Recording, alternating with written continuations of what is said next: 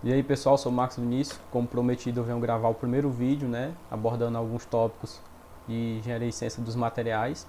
Nesse primeiro vídeo eu vou estar falando de estrutura de sólidos cristalinos, né, onde a gente vai estar abordando a estrutura cristalina, célula unitária, entre outros pontos. Imperfeições de sólidos, né, os defeitos cristalinos. E a difusão, que é o estudo lá da movimentação dos átomos, certo?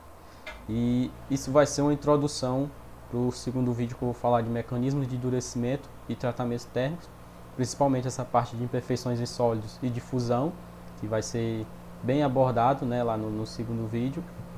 E eu vou tentar passar pelo menos de uma forma fácil aí, de um fácil entendimento, alguns conceitos importantes. Eu não vou falar de tudo, até porque cada tópico desse aí é um estudo bem amplo na área de engenharia e ciência dos materiais, tá? Então eu vou falar de alguns conceitos bem importantes que não deve passar batido, e que para quem já estudou isso, né, para quem já viu, vai relembrar, né, algumas coisas que podem ter sido esquecidas, né, com o tempo, isso é normal. E para quem não viu ainda, não estudou isso, vai entender da mesma forma, tá? Porque eu vou passar de uma forma bem simples, né? E eu vou passar só alguns conceitos bem introdutórios, tá? Então vamos começar aqui. Vamos começar com estrutura de sólidos cristalinos, né? Então, por que estudar a estrutura de sólidos cristalinos? É porque, pessoal, em vários materiais, as suas propriedades dependem da sua estrutura cristalina. Eu estou colocando um exemplo aqui das formas alotrópicas do carbono, né? Temos o carbono grafite e o carbono diamante. O carbono grafite a gente conhece lá pela pontazinha do lápis, né? Que ele é um material bem mole, né? Bem quebradiço. E já o carbono diamante é um material muito duro. Essas diferenças de propriedade, mesmo sendo o mesmo material, né? O carbono, se dão pelas suas diferenças de estrutura cristalina, tá? Basicamente. E Marcos, e o que seria essa estrutura cristalina que tu vem falando desde o começo do vídeo? Bom, em materiais cristalinos, como os metais, os átomos estão situados em arranjos. Esses arranjos se repetem, né, de uma forma ordenada, gerando uma estrutura que chamamos de estrutura cristalina. Que a estrutura cristalina seria, no caso, essa terceira figura aqui, ó, que nós estamos vendo. Isso aqui é um pedaço da estrutura cristalina, tá? E esses pequenos arranjos que se repetem, ó, nós chamamos de célula unitária, né? Que é a menor unidade a célula unitária é a menor unidade da estrutura cristalina, né? Desse arranjo tridimensional formado, né, na solidificação, que define a estrutura como um todo. O que eu quero dizer? Que a gente não precisa analisar toda a estrutura, tá? A gente pode caracterizar essa estrutura apenas tomando uma unidade chamada célula unitária. Essa célula unitária pode resumir toda essa estrutura, tá? Resumir sua simetria, por exemplo. E aí, quando a gente vai fazer esse estudo, essa análise na estrutura cristalina, na célula unitária, a gente usa um modelo chamado de modelo da esfera atômica, da esfera rígida atômica. Ou seja, os átomos são considerados como esferas sólidas, tá? Aqui é o modelo da esfera rígida atômica reduzida, né? E aqui temos um exemplo de uma célula unitária, né? De uma estrutura cristalina cúbica, né? Com átomos aqui nos vértices, formando uma estrutura cúbica, tá? E basicamente é isso. O que seria a estrutura cristalina, né? Relembrando aqui, retomando, a estrutura cristalina é essa estrutura formada, né, pela repetição desses arranjos de átomos, tá? Só que é um arranjo ordenado, certo? Um arranjo com formas tridimensionais ordenadas. E essas menores partes da estrutura cristalina, né, dessa rede cristalina, é chamada de célula unitária. E a célula unitária pode definir toda uma estrutura cristalina, né, definir sua simetria. Então, vamos começar aqui falando de alguns tipos de estrutura cristalina dos metais, né? Vou falar de três, mas não existem só essas três estruturas, tá? Existem várias, mas eu vou falar as três mais comuns, certo? E nas estruturas cristalinas de metais, as ligações são de natureza metálica, óbvio, tá? E são ligações não direcionais. Essas ligações não direcionais vão dar uma maior liberdade para a movimentação dos átomos vizinhos lá da estrutura cristalina, certo? ou seja, não vai haver restrições quanto ao número e posição dos átomos vizinhos próximos, né, lá na estrutura. E vamos falar dessas três, como eu já comentei, né, dessas três estruturas: a cúbica de face centrada, também conhecida como CFC, a cúbica de corpo centrado, conhecida como CCC, e a hexagonal compacta, HC. Começando com a CFC, né, cúbica de face centrada, e tomando aquele modelo de esfera rígida, né, vamos fazer uma análise aqui, ó, pelo nome, por exemplo, ó, cúbica de face centrada, né? Esse cúbica nos dá a entender que é uma estrutura que forma um cubo, tá? É um cubo, cujos vértices são preenchidos por átomos, tá? Átomos esféricos. E em cada vértice vai ter um átomo, tá? E aqui no nome, ó, face centrada, vai nos dizer que em cada face desse cubo vai haver um átomo central, tá? Então essa aqui é a estrutura cúbica de face centrada, certo? É um cubo cujos vértices são preenchidos por átomos e suas faces apresentam átomos, tá? Centrados aqui em cada face, certo? Isso aqui é no modelo esfera rígida reduzida. Mas quando a gente vai fazer uma análise quanto ao número de átomos que realmente estão contidos na célula unitária, né, a gente parte para essa primeira imagem, que a gente vai ver o que realmente acontece, certo? Que é o seguinte: quando a gente pega esse átomo aqui, por exemplo, a gente vai fazer uma análise nele, né? Ele corresponde a esse átomo. Os átomos nos vértices, é importante saber que nessa estrutura CFC, cada átomo no vértice é compartilhado por 8 células unitárias ao mesmo tempo. Então isso quer dizer que em cada vértice há apenas 1/8 de átomo, tá? A gente guarda aqui 1/8 de átomo em cada vértice. Já os átomos que estão centrados aqui em cada face, cada um é compartilhado por 2 células unitárias ao mesmo tempo, tá? Então temos 1/2 de átomo em cada face. Se a gente fizer as contas aqui, ó, 1/8 de átomo vezes os 8 vértices, temos um átomo inteiro contido na célula unitária, né? Mais as 6 faces vezes 1/2 de átomo. Isso aqui nos dá 4 átomos por célula. Então, em cada célula unitária, na estrutura cristalina CFC, né, cúbica de face centrada, temos 4 átomos por célula, tá? Na estrutura CFC, o número de coordenação é 12. O que seria esse número de coordenação, Marcos? O número de coordenação é quando você isola um átomo, né, e vê quantos átomos vizinhos próximos tem ali naquele átomo. Por exemplo, a gente tomando aqui, isolando esse átomo, né, para ver qual o número de coordenação dessa estrutura. A gente vai ver quantos átomos vizinhos próximos estão aqui ao redor dele, tá? Então, se a gente isola esse aqui, já tem os 4 aqui desses 4 vértices, né? Temos 4. Mas esse, o que está logo aqui atrás e o que está logo aqui abaixo, né? Nesse plano aqui. Mais 4, temos 8. E se você pegar a célula unitária que está logo à frente aqui dessa face, temos os outros 4, né? Equivalentes a esse aqui. Então, temos 12 átomos vizinhos mais próximos a esse átomo aqui isolado. Então o número de coordenação é 12, certo? Agora nós vamos fazer um cálculo para descobrir o volume da célula unitária, né, em função do raio atômico, certo? Então, primeiro, antes de tudo, a gente tem que descobrir quanto mede a aresta do cubo, certo? E essa aresta também vai ser em função do raio. Então, por exemplo, se a gente adotar, né, o raio a gente já tem. O raio a gente tem, o dado que a gente tem, porque o raio depende do átomo, né, que a gente está estudando. E se a gente adotar essa face aqui, nessa estrutura, é mais conveniente a gente traçar uma diagonal aqui, né, pegando todos os raios aqui, né, tem um raio aqui, aí tem o diâmetro desse círculo aqui e tem outro raio, né? Então essa diagonal do quadrado aqui, né, dessa face, corresponde a 4R, que é bem perceptível, tá? E Se a gente tem a diagonal e sabe que isso aqui é um quadrado, tá fácil, já dá para descobrir, né, quando tu mede a aresta. Porque a gente sabe que no quadrado, a diagonal é igual a L raiz de 2, né? O lado vezes raiz de 2, ou seja, o lado é igual a A, né?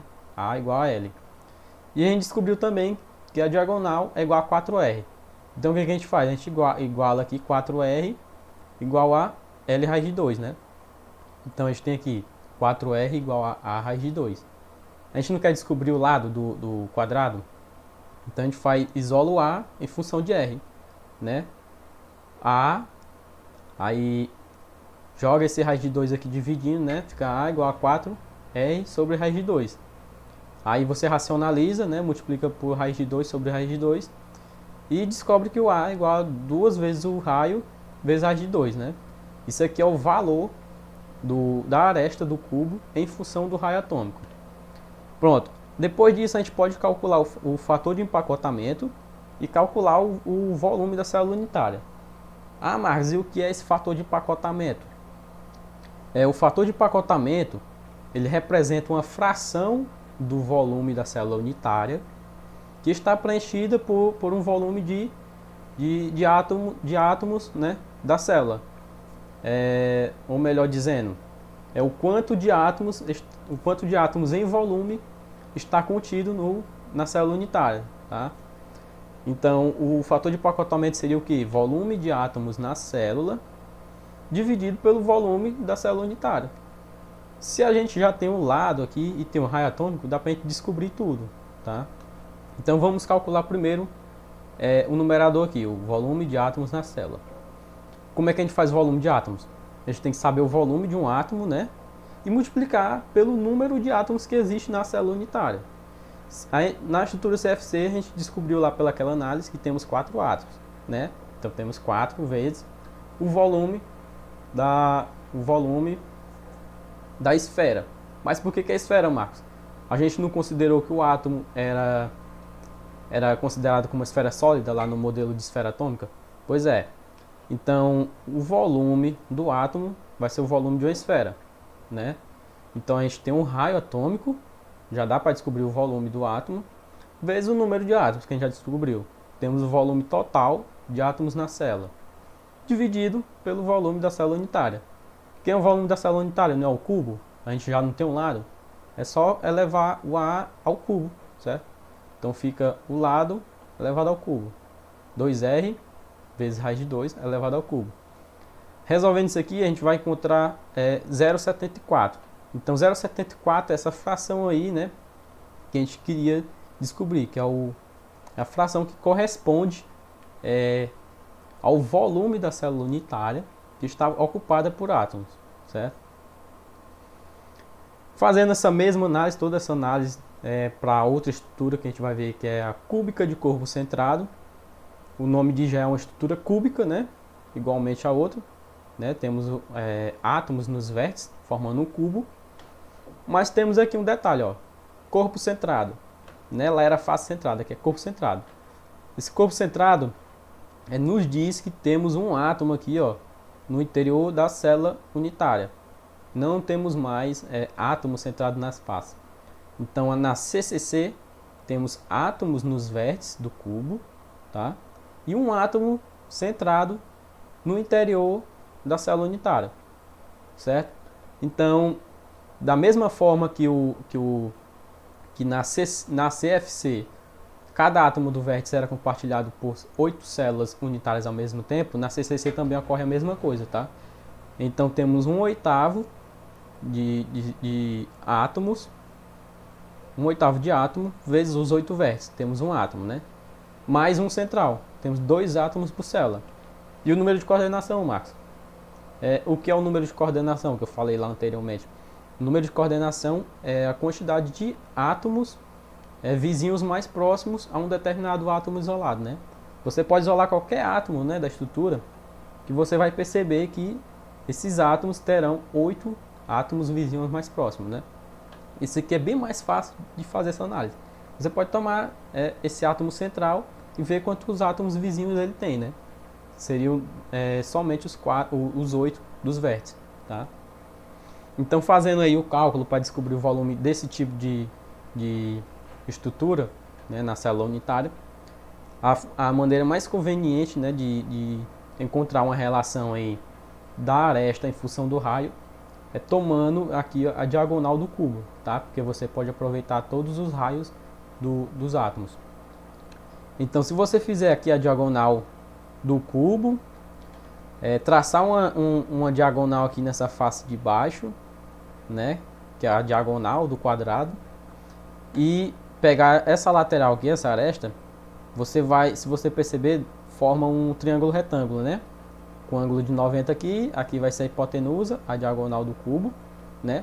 E aí você pode aplicar simplesmente um teorema de Pitágoras e encontrar o A em função de R, certo? Você poderia pegar por aqui também, ó, por cima, daria a mesma coisa, tá?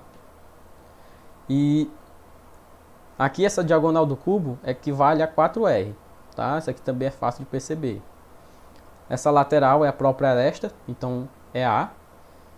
E esse outro cateto aqui é a diagonal de um quadrado. A gente sabe que é L raiz de 2, né? Então a gente já pode fazer o cálculo, ó. É diagonal, a hipotenusa ao quadrado, 4R ao quadrado, igual a esse cateto aqui ao quadrado, ó. A raiz de 2 ao quadrado mais o A ao quadrado.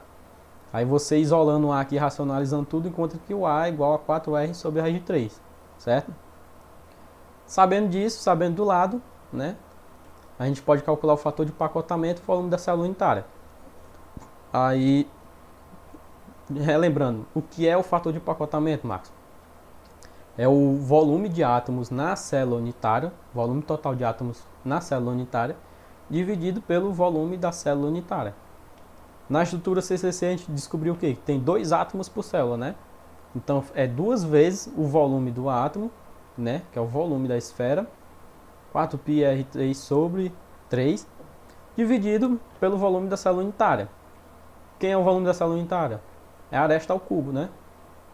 Que é esse A aqui, ó, 4R sobre raiz de 3 ao cubo. A gente descobre aí que o fator de pacotamento é igual a 0,68. O fator de pacotamento é menor do que na estrutura CFC. Isso é fácil de perceber também porque o número de coordenação foi bem menor do que também da CFC. Estrutura hexagonal compacta. Ela é uma estrutura que apresenta 2 faces hexagonais, certo? Uma superior e inferior, né? Em cada vértice dessas faces hexagonais temos um átomo. No interior dessas faces superior e inferior temos um átomo também centrado. E temos um plano intermediário aí entre essas fases que apresentam 3 átomos. Porém, esses 3 átomos, pessoal, eles estão contidos no interior da célula unitária, tá? Não é compartilhado por nenhuma outra célula unitária. Esses 3 é apenas da célula, que é o que a gente pode perceber nessa primeira imagem, ó. Todos os outros átomos são compartilhados com outras células unitárias, mas esses 3 átomos internos aqui nesse plano intermediário pertencem somente à célula unitária. Então vamos fazer aquela mesma análise do que a gente fez na CFC e na CCC, né? Cada átomo do vértice aqui das faces superior e inferior, ele é compartilhado por 6 células unitárias ao mesmo tempo. Então isso quer dizer que cada átomo desse aqui, né, que cada vértice desse apresenta 1/6 de átomo, tá? Então a gente guarda aqui 1/6 de átomo em cada vértice. Esses átomos centrais, né, nas faces, assim como lá na CFC, ele é compartilhado por 2 células unitárias ao mesmo tempo. Então temos aí 1/2 de átomo em cada face, né? Mais esses 3 átomos aqui inteiros no interior da célula unitária. Então, contabilizando, temos 1/6 vezes os 12 vértices, né? Que é 6 em cima, 6 embaixo. Isso aqui, mais 3 átomos no interior, mais 2 faces vezes meio átomo, né? Isso aqui vai dar 6 átomos por célula unitária. Número de coordenação. Se você isolar um átomo aqui, né? Um átomo aqui, você vai perceber que ele tem 12 átomos vizinhos mais próximos. Fazendo essa análise aqui, vamos tentar fazer essa análise. Se a gente isolar esse átomo aqui, por exemplo, a gente tem esses 6 aqui dessa face, né? 6, já temos 6. Mais esses 3, temos 9. Mais os 3 aqui da célula unitária da parte superior, né? Então temos 12. 12 é o número de coordenação da estrutura hexagonal compacta, HC. Agora o fator de pacotamento é 0,74, ele é igual ao da CFC, tanto o número de coordenação como o fator de pacotamento igual ao da CFC. Agora, para você encontrar o volume e o fator de pacotamento, fica como exercício aí de casa, vocês tentarem bolar, né, uma relação para descobrir esse lado aqui do hexágono e a altura em função do raio atômico, tá? E vocês fazem o mesmo procedimento. Porque vocês já conhecem que, você já sabe que tem 6 átomos, já tem o volume do átomo, né? Então falta descobrir só o volume da célula unitária para descobrir o fator de pacotamento. Conhecendo essas relações, né, de volume da célula unitária, você pode calcular a densidade real do material, tá? Por essa relação, que a densidade, né, dada pela massa sobre o volume. Então temos que a densidade real é o número de átomos associado a cada célula unitária, né? Você já sabe encontrar isso, vezes o peso atômico lá do átomo, dividido pelo volume da célula unitária, você sabe descobrir também isso já, vezes o número de Avogadro, certo? Vamos falar agora de polimorfismo e alotropia. O que seria polimorfismo, Marcos? Polimorfismo é quando o mesmo material apresenta diferentes estruturas cristalinas. E quando esse polimorfismo se dá em materiais elementares, como carbono, que eu já até comentei, isso se chama de alotropia. Por isso que eu disse lá que o carbono tinha as duas formas alotrópicas, grafite e diamante, né? E o grafite, ele é estável nas condições ambiente. E o diamante, ele é formado a pressões extremamente elevadas, tá? Então, a forma alotrópica, a estrutura cristalina que prevalece, ela depende tanto da temperatura como da pressão. O ferro puro também, ferro puro entre aspas, vou colocar aqui por enquanto, tá? Ele apresenta também formas alotrópicas, né? Dependendo da temperatura. Que no caso a CCC, a temperatura ambiente, né? Temperatura ambiente até uma temperatura em torno de 723 graus Celsius, ele apresenta uma estrutura CCC. E acima de 912 graus Celsius, ele muda para uma estrutura CFC. Melhor explicando aqui, esse diagrama aqui, né, da alotropia do ferro, temos o seguinte, que temperaturas até 912 graus Celsius, o ferro ele tem uma estrutura cúbica de corpo centrado, tá? Também conhecido como ferro alfa. Aí na faixa de 723 graus Celsius a 912, na chamada zona crítica, o ferro ele tem uma mistura aí de ferro alfa e ferro gama, tá? Ele está passando para a estrutura CFC. Quando ele atinge 912 graus Celsius, ele é totalmente CFC, também conhecido como ferro gama, tá? Quando ele atinge 1394 graus, ele novamente é cúbica de corpo centrado. Aqui no diagrama de fase de ferro-carbono, que é um diagrama que eu vou explicar bem detalhado lá quando a gente for falar de tratamentos térmicos, né? Você pode perceber também essa alotropia do ferro, ó, que de 0 até 723 graus Celsius, né, quando ele atinge aqui a zona crítica, ele começa a passar de ferro alfa para ferro gama, tá? E quando ele atinge a temperatura em torno de 910 a 912 graus Celsius, ele atinge a fase gama, né, também conhecido como austenita, aqui no diagrama de ferro-carbono. Certo? Vamos falar agora de imperfeições em sólidos, né? Então, por que estudar imperfeições em sólidos, Marco? Porque, pessoal, as propriedades dos materiais são influenciadas, né, pelas imperfeições, pelos defeitos em sua estrutura cristalina, né? Muitos materiais, suas propriedades são afetadas por esses defeitos. Então, quando a gente estava falando lá de regularidade da estrutura cristalina, da regularidade do arranjo atômico, né, a gente estava considerando uma estrutura ideal, né, como mostra essa primeira imagem azul. Mas na realidade não há nenhum material, e é impossível também produzir materiais isentos de imperfeições, né? Então, basicamente, o material ele é que nem essa segunda figura aqui, ele apresenta defeitos, como por exemplo, nessa imagem temos defeitos pontuais, né? Temos lacunas aqui, interstícios, né? Então, o defeito cristalino é uma irregularidade na rede cristalina, e sempre vai ter. É impossível ter um material isento de defeito cristalino, de perfeição. Tá? Então, vamos começar falando de defeitos pontuais, tá? que se dão de dois tipos, né? defeitos na rede cristalina. Ele pode se dar por lacuna, né? O defeito pontual por lacuna, e defeito pontual autointersticial. O que seria esse defeito pontual por lacuna? Lacunas são esses espaços vazios aqui, ó, que deveriam estar preenchidas por um átomo, certo? Está faltando um átomo aqui na estrutura cristalina. Então isso aqui se chama lacuna, é um defeito pontual. E o que é um defeito pontual autointersticial, Marcos? É quando tem um átomo ocupando uma região que normalmente não deveria ser ocupada, né? Que é esses espaços aqui, ó, entre átomos. Então tem um átomo, né? Que geralmente ele é maior do que esse espaço intersticial, né? Esse sítio intersticial. E por ele ser maior, ele provoca uma grande distorção na rede cristalina, né? E a presença dessas lacunas aqui, segundo Callister, ele é explicado pela termodinâmica, certo? Por exemplo, a presença de lacunas dá uma maior entropia ao material, ou seja, uma maior aleatoriedade, certo? Então o material deve ter aí, sempre deve ter lacunas, certo? Sempre deve apresentar lacunas na sua estrutura. Então,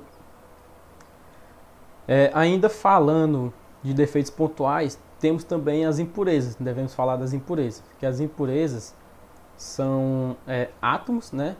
Átomos estranhos inseridos em um material, em um metal, em uma estrutura cristalina, né?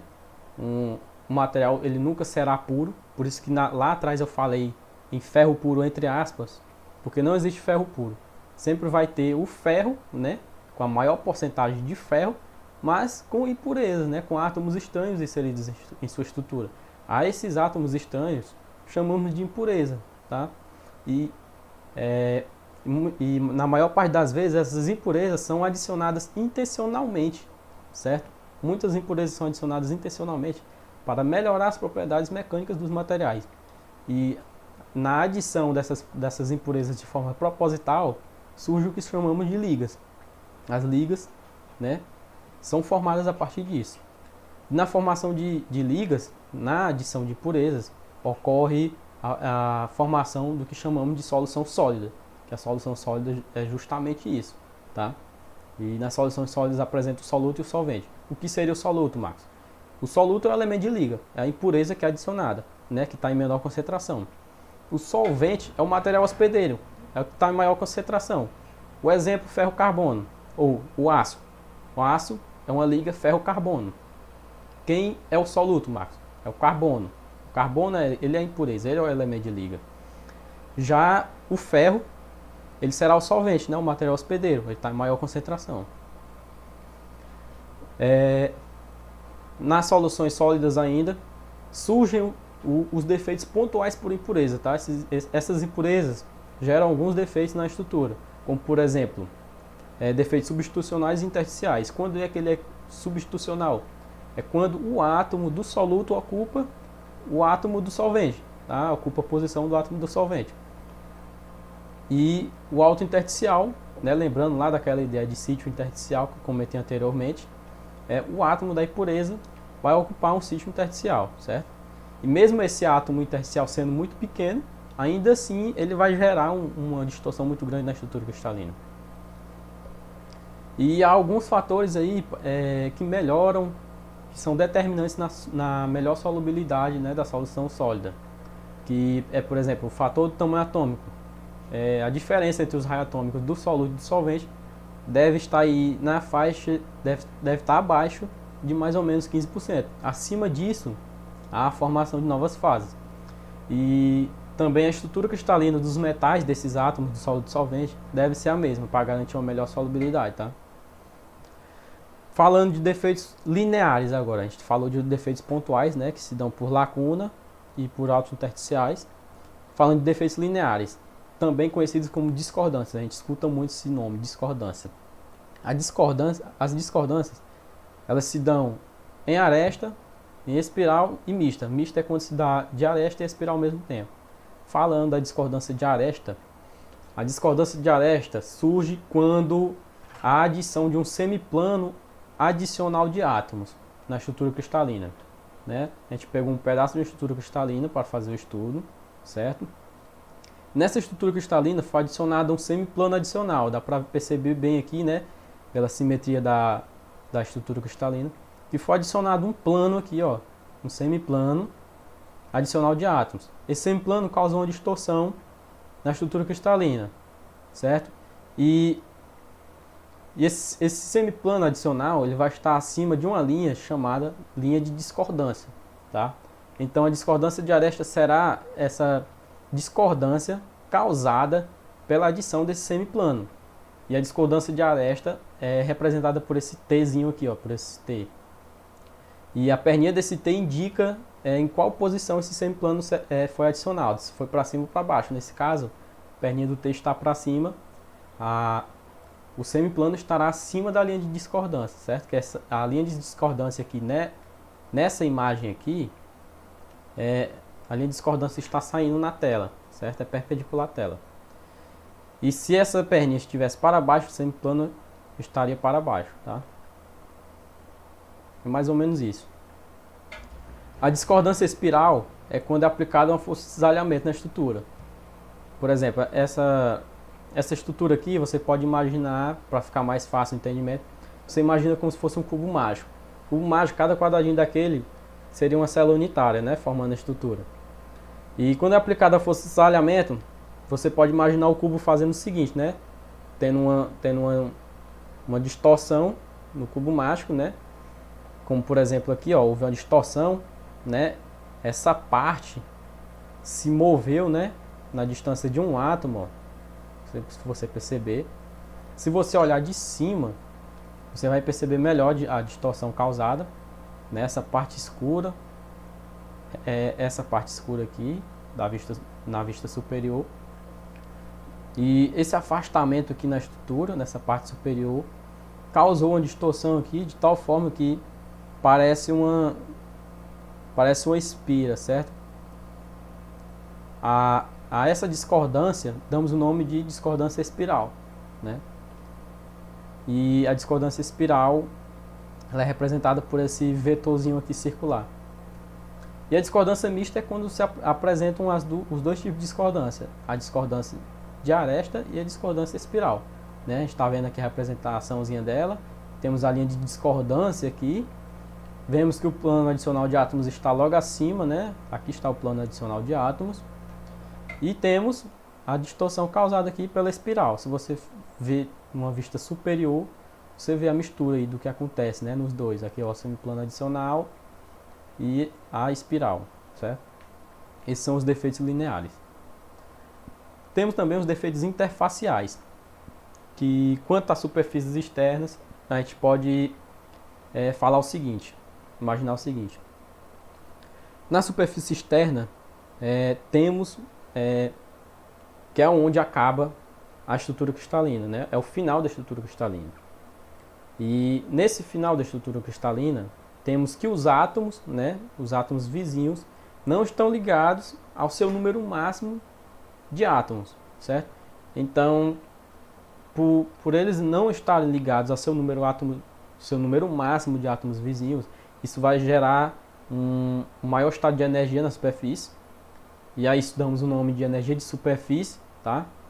E os materiais, para diminuir essa energia, eles tendem a minimizar a sua área superficial total.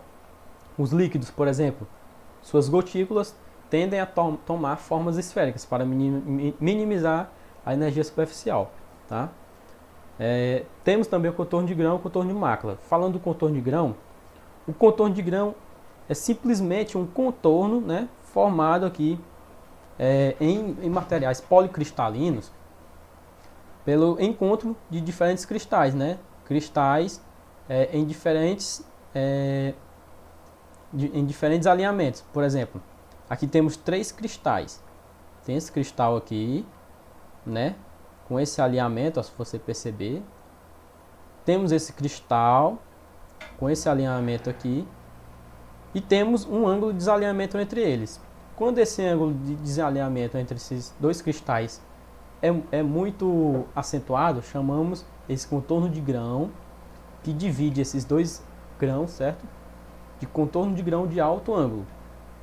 Quando esse ângulo de desalinhamento é muito pequeno, a gente chama de contorno de grão de baixo ângulo, como esse caso aqui, ó, esse contorno que está separando esses dois grãos aqui, né, da estrutura, com esse grão nessa direção e esse grão nessa direção, formando um ângulo de desalinhamento pequeno. Então, contorno de grão de baixo ângulo, certo? A gente percebe que no contorno de grão há uma maior irregularidade nos átomos, né, na sua organização. E de forma análoga, né, a energia de superfície, aqui surge energia interfacial ou energia de contorno de grão. E por ter esse maior estado de energia no contorno de grão, o contorno de grão se torna quimicamente mais reativo. Isso nos lembra lá na aula de metalografia, quando a gente vai estudar a metalografia, né, dos metais. A gente pega uma amostra metálica, faz o polimento, faz o ataque químico, né, e depois do ataque químico que a gente vê lá no microscópio, a gente vê que a região mais perceptível é justamente o contorno de grão, certo? O contorno de mácula. O contorno de mácula é um contorno de grão especial. É um contorno que separa um grão característico, né, que apresenta uma determinada simetria em espelho, né? É esse pedaço de grão aqui em espelho, nós damos o nome de mácula. Aí essas máculas, elas surgem aí por forças mecânicas de cisalhamento, certo? Que chamamos de máculas de deformação. E surge também depois, né, após tratamentos térmicos de recozimento, que damos o nome de máculas de recozimento. Então, o contorno de mácula é um contorno de grão. Tá? Separa dois grãos distintos, porém esses grãos são simétricos, né? Como se fossem em espelho nesse contorno. Quando os defeitos são maiores do que esses defeitos que a gente comentou anteriormente, né? Chamamos de defeitos volumétricos ou de massa, que são defeitos que se dão em forma de poros, trincas, inclusões, etc. São defeitos maiores e que muitas vezes são até mais perceptíveis. Tá? E agora partindo para a parte de fusão. Por que estudar difusão, Marcos? Pessoal, quando eu for falar lá de tratamentos térmicos, a gente vai ver que muitos tratamentos térmicos se dão por difusão. O exemplo que eu coloquei aqui, né, dando um spoiler, é um tratamento térmico superficial de cementação, né, que foi feito nos dentes de uma engrenagem. Para quê? Para endurecer apenas essa camada superficial, tá, da engrenagem e manter o seu núcleo dúctil. Isso aqui é feito por difusão, né? E o que é essa difusão, Marcos? A difusão é um fenômeno de transporte de massa, né, um fenômeno de transporte de material que se dá pela movimentação dos átomos. E essa movimentação dos átomos, né, de um sítio para o outro, que é a difusão. E ela se dá por interdifusão ou autodifusão. A interdifusão é a difusão por impurezas, né? Você vai adicionar impurezas no material, como um exemplo aqui desse tratamento. Você está adicionando carbono, por exemplo, na cementação, nesse material metálico. E a autodifusão se dá em metais puros, né?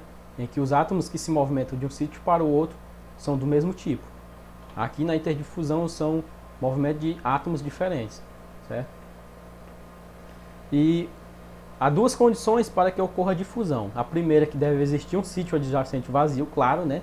Deve existir um espaço vazio adjacente para que o átomo preencha esse espaço, né? Para que ocorra a movimentação de um espaço para o outro. E o átomo deve possuir energia suficiente para quebrar as ligações atômicas que o unem, né, aos seus vizinhos e então causar alguma distorção na rede cristalina lá, né? Formando uma lacuna, certo? Aí temos a difusão por lacuna. Sempre vai ser, vamos voltar a esse conceito de lacuna, interstício, tá? Porque, como eu falei, os defeitos, na maioria das vezes, influenciam nas propriedades do material, nas suas características, tá? E muitas vezes esses defeitos são aproveitados, né, de forma vantajosa em algum processo para também melhorar as suas características, como eu falei lá nos tratamentos térmicos, né? Você vai usar a difusão, você vai aproveitar essa característica do material de apresentar defeitos, né, para incrementar algum outro tipo de material, né, que é para melhorar a propriedade do material como um todo, ou adicionar uma nova propriedade, né, pela inclusão de novos átomos. Então, a difusão por lacuna. O que é que acontece? Um átomo, ele se movimenta entre as lacunas. E na difusão intersticial, o átomo intersticial vai se movimentar entre os interstícios do material. Então, disso a gente pode falar também o seguinte: a difusão intersticial, ela se dá muito mais rápido do que na difusão por lacuna. Por quê, Marcos? São por dois motivos. O primeiro é que o átomo intersticial ele é bem menor, então ele tem uma maior mobilidade, tá? E também há maiores sítios intersticiais, há maiores espaços intersticiais, há mais espaços intersticiais do que lacunas. Então, isso dá uma maior vantagem para a difusão intersticial, né? Quanto à rapidez, quanto ao tempo, né, da difusão. Então, pessoal, é basicamente isso. Eu espero que tenha ficado pelo menos a noção básica. Eu não quero fazer um vídeo muito grande para não ficar muito puxado, tá? Então, espero que tenham entendido o vídeo e vamos lá, esperar o segundo vídeo. Agradeço, tá? Espero que vocês tenham assistido até o final. Então, obrigado, pessoal.